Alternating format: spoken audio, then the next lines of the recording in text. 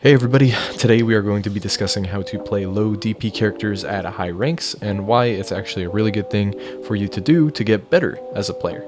I'm not that high ranked, I'm only S rank right now, but I think I'm qualified enough at this point to explain to you why you should be doing this and how you should be doing this. It's important to note that this guide is kind of aimed at ranked singles, but you can apply it to DP battles as well. This video is going to have a lot of sections, so I'm going to put timestamps up on screen and in the pinned comment below so you guys can skip to whatever section you want to know about. But without further ado, let's get into it.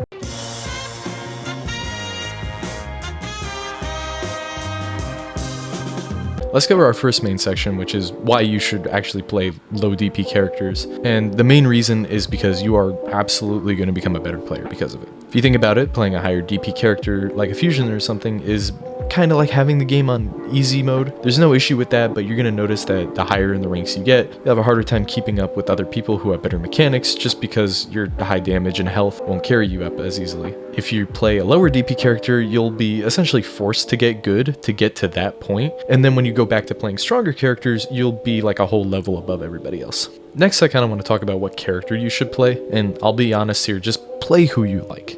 If your favorite character in the game is Super Saiyan 4 Gogeta, then by all means, go and play him. But if your favorite character is somebody like Android 16 or Krillin, and you kind of been holding out on playing them because you think they can't hang at those high levels, do yourself a huge favor and just try them out. But on top of that, you should also be considering each character's movesets before you pick them. Some characters have different combo strings that can actually be weaker. So in my videos, you might see me playing base form Future Gohan a lot more than his Super Saiyan form. And the reason is I kind of like his base form better because of his combo strings, which if we look into it, he has Rolling Hammer on his step-in, Flying Kicks on his first smash attack, Gut Punch on the second, Ki Blast Cannon on the third, and Rolling Hammer on fourth, which gives me a lot of options on both starting and extending combos.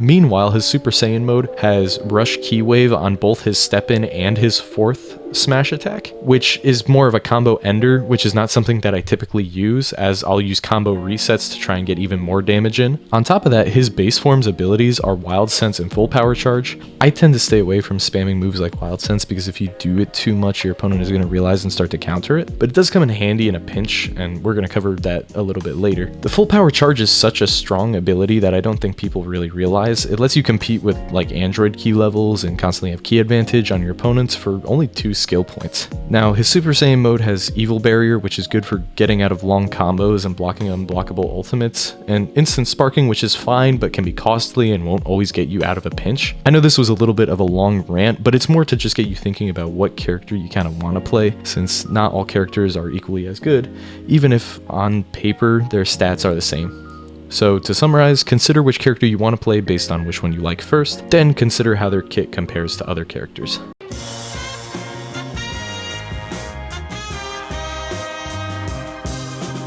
Alright, next I want to talk about your mindset in games. In ranked singles, you are almost always going to be going up against high DP characters, and that can seem like a really daunting thing because it means that you have to win sometimes up to 3 times more engagements than they do. So what this means is that for every 3 attacks that you do, they only might have to do 1 attack to do the same amount of damage, which can be a really difficult thing. Think of the mindset you have to get lucky every time, but they only have to get lucky once. Personally, my mindset going into games is just simply don't get hit and to keep them on their toes. A big part of playing high DP characters is keeping your opponent at a distance and then giving yourself time to charge your ki, which is what a lot of high level players will do to try and zone you out with ki blasts. What you want to do is prioritize first, never getting hit, because if you never get hit, you can never lose the match. Second, you want to make sure that your opponent has a difficult time keeping their ki high. Again, I like Future Gohan because his full power ki charge lets him easily push opponents trying to zone out without worrying about using up too much ki, and even if you do, you can just recover it really easily. But also,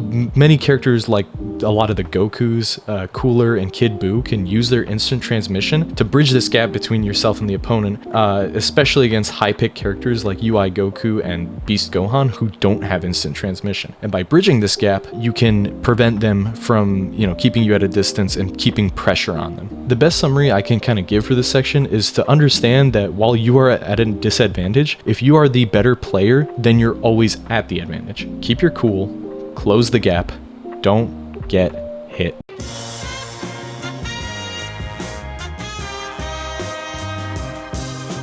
The next section I really want to emphasize is your offense. As a high DP character, you can get away with doing lazy combos. Stuff like spamming X or square until you start ping-ponging your opponent. That won't fly as a low DP character. Start learning your rush chains, go into the training mode and work on your combos until they become muscle memory for you. This is something that I had to do myself. I highly recommend going onto YouTube and finding a few YouTubers who go over combos in depth, like these videos that I'll put up on screen now, because they really get into the mechanics behind some of the combos and why it's important to mix them up. I'm not the best at explaining it, but if you want to hear me explain it, then just let me know in the comments below.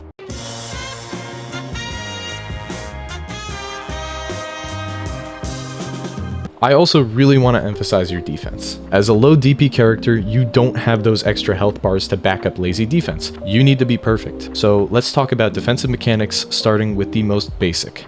Blocking. Blocking can be a really powerful tool, but it can also be dangerous if you don't play it right. It doesn't take any ki and can block most attacks, so where should you really use it? Blocking is really powerful if you're being comboed from the front, because it can be used from front combos at any point. But unlike Perception, you won't be stuck in an animation if your opponent decides to sidestep you while you try and use it in the middle of a combo. If your opponent is attacking you from the front, the three things you have to be careful of are flying kicks, low sweep, and charged attacks. Flying kicks are typically what an opponent will try and throw out to try and break your guard early on in the combo, since many characters have it early on in their combo string. This can be blocked by just holding up on your control stick while blocking. It's the same thing for the low sweep, but you have to be careful because the low sweep can be done at any point in the combo, so it's more of just a read your opponent kind of thing. The last thing you have to watch out for is charged attacks. Uncharged smash attacks will not break your guard, however charged attacks will, and then if they happen to break your guard, they will also take some of your ki. The best thing to do is if you see your opponent charging an attack, you either sidestep or perception. Perception is not a bad idea because it'll damage your opponent and get you out of the combo. However, perceptioning a charged smash attack will cost you a skill point. The better option here is to sidestep, especially if you realize early enough what your opponent is doing.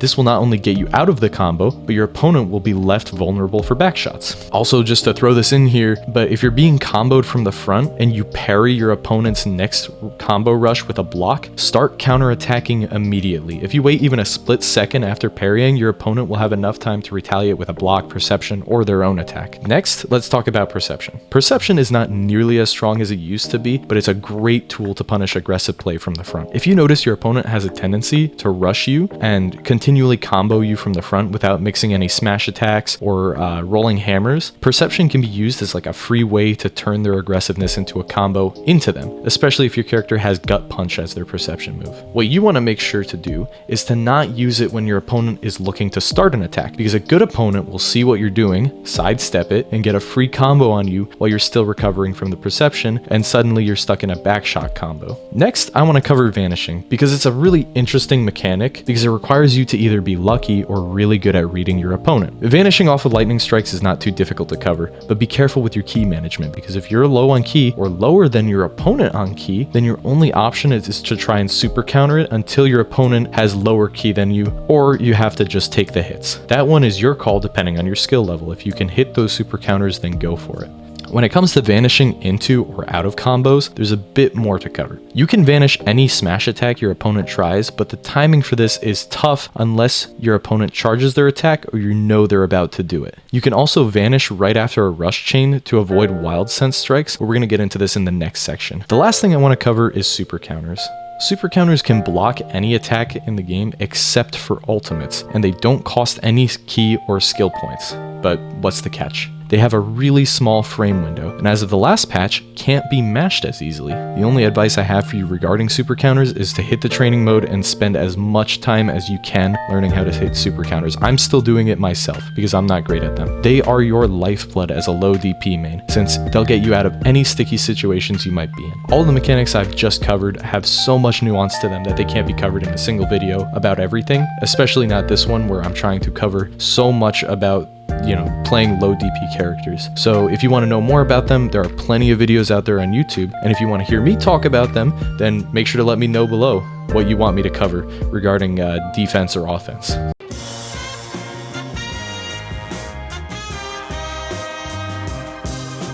The last major thing I want to talk about is understanding your opponent. A lot of people in upper ranks will have a specific strategy that they tend to follow. It's not something that I can just kind of explain because of how many different possible strategies you can run into, and you only really start to understand what this means once you've played the game a bunch and you can see that certain players will do the same moves over and over again. But let me explain it based on some stuff you might have seen in your time in ranked. You're playing against a Super Saiyan 4 Gogeta, and every time you move in to attack your opponent, they put up their perception to bait you into attacking. When you do this, they gut punch you, then combo you. This is their strategy. Every strategy has a counter. To counter this specific strategy, you should rush up to them, and when their perception goes up, you sidestep them and hit them with backshots while they're still recovering from the perception animation. Let's take a look at another very common strategy. You're fighting Beast Gohan, and when you go to attack him, he activates his Wild Sense, punches you away, charges up his ki, and uses his rush attack. The best way to counter this strategy is to move in, and when you know he has his Wild Sense active, press Vanish right after you start a rush chain. This will trigger his Wild Sense, but vanish you behind him, giving you the opportunity to get a free combo on him. The difficult part about reading your opponent is that you really have to keep an eye on them and understand what they're doing to beat you. Then you have to figure out a way to make their strategy null. The only way I can recommend to get better at this is to play the game, watch more clips, and try to understand why some players do the things the way they do, then adapt to that.